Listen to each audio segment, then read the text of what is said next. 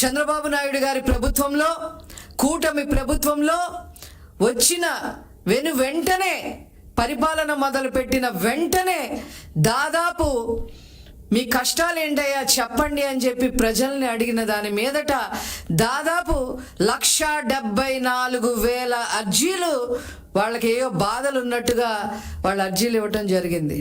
అందులో దాదాపు 68,000 అర్జీలు ఈ ల్యాండ్స్ మీద, భూ కబ్జాల మీద, మా భూమిని కొట్టేశారనే దాని మీద 68,000 అర్జీలు వచ్చినాయి. ఏంటిది ఇది? ఎప్పుడూ లేదు, ఎప్పుడు ఆంధ్ర రాష్ట్ర చరిత్రలో చూడలేదు అని చెప్పి నారా చంద్రబాబు నాయుడు గారు ఒక నిర్ణయం తీసుకున్నారు. మొన్న నుంచి రెవెన్యూ సదస్సులు ఏర్పాటు చేయడం జరిగింది. ఈ రోజుకి 5వ రోజు.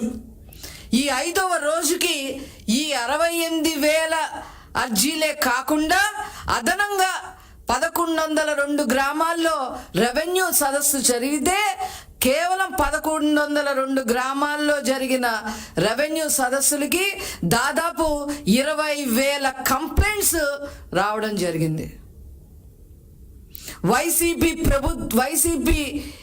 పార్టీకి ఏ మాత్రమైన జవాబుదారీతనం దీని మీద ఉందా అని చెప్పి ఈ సందర్భంగా నేను అడుగుతా ఉన్నా. 2019లో గద్దెనెక్కగానే వీళ్ళు చేసిన మొట్టమొదటి పని భూ ఆక్రమణలు. బకాసుర్లాగా తిని అవతల పారేశారు. ప్రజల్ని అమాయకుల్ని చేసి కొట్టి తిట్టి గన్నులు చూపించి కత్తులు చూపించి వాళ్ళ పేరు మీద రాయించేసుకున్నారు.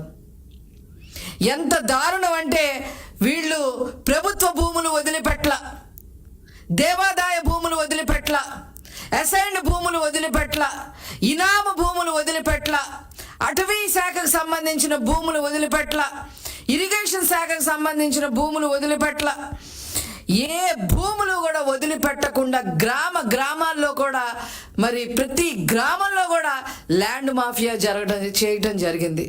ఈ ల్యాండ్ మాఫియాకి హెడ్ జగన్మోహన్ రెడ్డి అయితే సమన్వయకర్తలు ఉత్తరాంధ్రకి సంబంధించి ఎస్వి సుబ్బారెడ్డి, విజయసాయి రెడ్డి, రాయలసీమకు సంబంధించి పెద్దిరెడ్డి రామచంద్రారెడ్డి, మిథున్ రెడ్డి.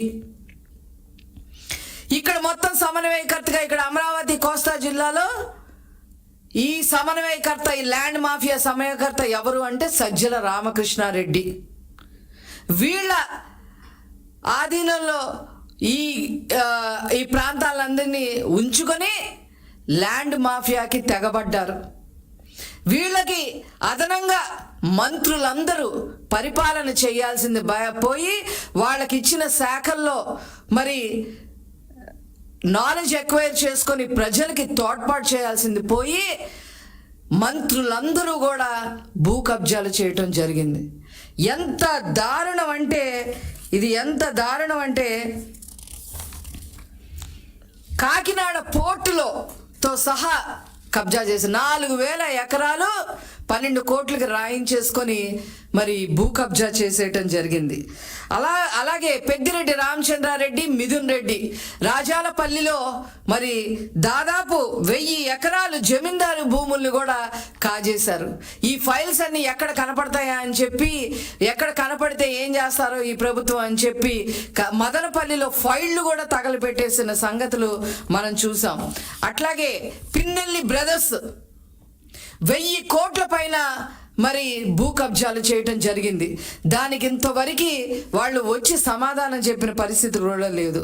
అదేవిధంగా అనంతపురంలో కేతిరెడ్డి బ్రదర్స్, తోపదుర్తి ప్రకాష్ రెడ్డి బ్రదర్స్ 1000 ఎకరాలు కబ్జా చేసేయటం జరిగింది.